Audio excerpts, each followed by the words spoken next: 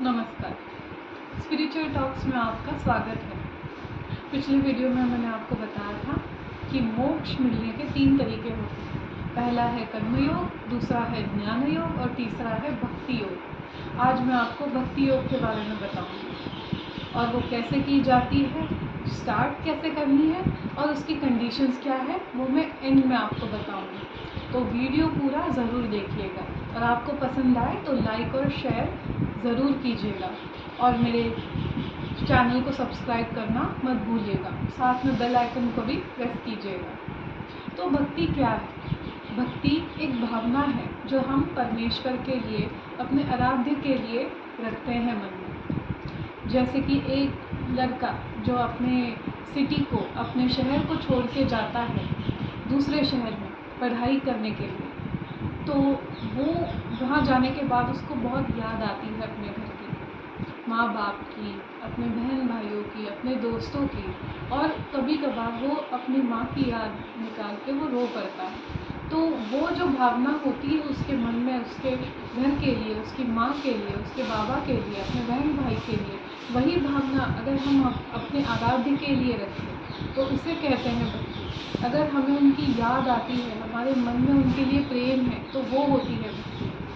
अगर कोई छोटा बच्चा, जब हम उसको अपनी माँ के गोद से उठाकर अगर किसी और के गोद में रखते हैं थोड़ी देर के लिए, तो वो रो पड़ता है, उसको अपनी माँ की याद आती है। और अगर हम उसको कुछ भी दें, कुछ चॉकलेट दे या फिर कुछ मिठाई दे या फिर उसकी मनपसंद की चीज़ दे, तो उसे वो अच्छी नहीं लगती, उसको अपने माँ बाप के पास जाना होता है।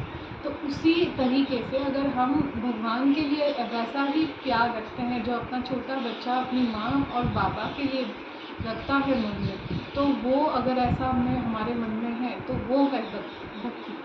भक्ति का मतलब ये नहीं है कि हम पूजा करेंगे, अर्चना करेंगे, जाप करेंगे या फिर रोज़ उठकर भगवान को नहलाएंगे या फिर उनको भोग चढ़ाएंगे, तो वो भक्ति नहीं है। अगर वो करते वक्त आपके मन में अगर प्रेम भावना है और अगर प्रेम भावना से आप अगर भगवान को कुछ अर्पण कर रहे हैं क्योंकि आपको मन से ऐसा लग रहा है कि आपको ये देना है उनको, तो वो भक्ति है। उनके लिए हम क्या दे रहे हैं वो महत्वपूर्ण नहीं है, उनके लिए हमारे मन में क्या भाव है वो इम्पॉर्टेंट है। मैं मेरे साथ हुए एक इंसिडेंट को आपके साथ शेयर करना चाहती हूँ। एक दिन मेरे साथ एक्सीडेंट हुआ था। वैसे मैं हरि की भक्त हूँ, तो एक दिन क्या हुआ था, मेरे साथ एक्सीडेंट हुआ था। उस दिन मुझे ऐसा बहुत लग रहा था कि आज मेरे साथ एक्सीडेंट होने वाला है, मुझे इंट्यूशन आ रहे थे वैसे। तो मैंने बोला भगवान को, देखो मेरा ध्यान रखना, मैं रोड क्रॉस करने जा रही हूँ, मुझे ऐसा लग रहा है कि आज मेरा एक्सीडेंट होगा, तो आप प्लीज़ ज़रा बचा लेना मुझे एक्सीडेंट से और मत करवाना ये एक्सीडेंट। और मैं दोनों तरफ देख रही थी रोड क्रॉस करते वक्त, मुझे पता था कि ये वन वे है लेकिन गलत साइड से भी लोग आते हैं यहाँ पे, इसीलिए जो है मैं दोनों साइड देख रही थी।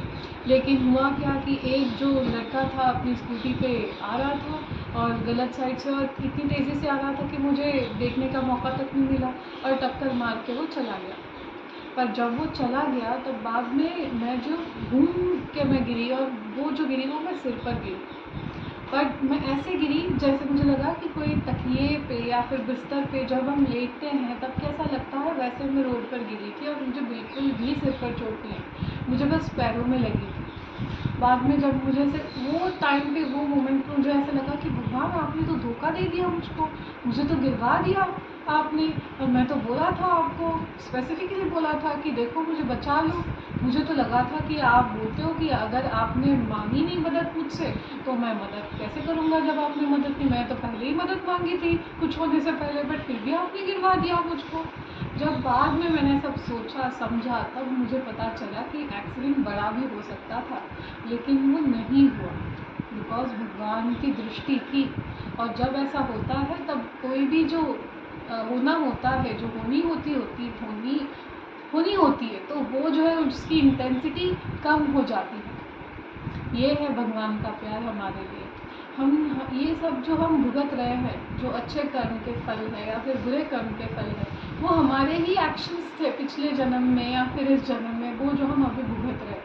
तो उसमें जो है भगवान कुछ नहीं कर सकते, वो भी उनके जो रूल्स बनाए गए दुनिया के, वो उनसे बंधे हैं। तो इसीलिए जो है हमारे कर्मों के जो फल होते हैं वो हमें भुगतने ही होते हैं। तो वो अच्छे भी होते हैं और बुरे भी होते हैं, दोनों फल हमको भुगतने पड़ते हैं। और भगवान की ये इच्छा होती है कि हम उनके पास हमेशा के लिए रहें और वापस हमें इस धरती पर जन्म लेना ना पड़े। इसीलिए वो क्या करते हैं, हमारे साथ जो कोई भी बुरा होता है तो उसकी इंटेंसिटी वो कम करते हैं, या फिर जो होना होता है होकर ही रहता है, लेकिन वो हमेशा हमारे साथ रहते हैं उस मोमेंट पे।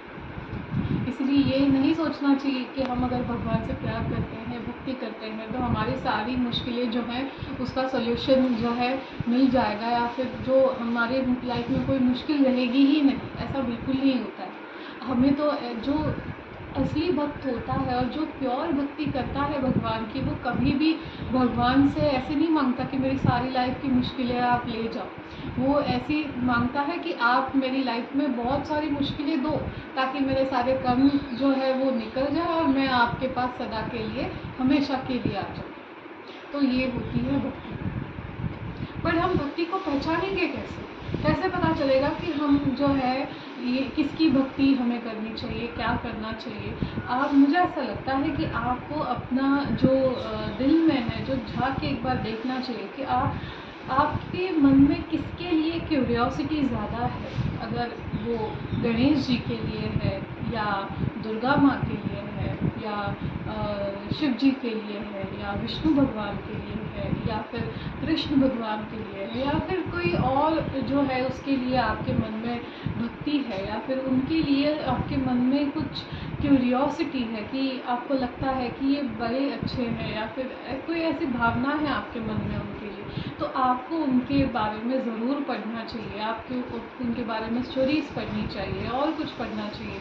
और जब आप वो जो अपने अंदर क्यूरियोसिटी रहती है ना, वो अपने आप हमको वो जो है रास्ते पे लेके जाती है।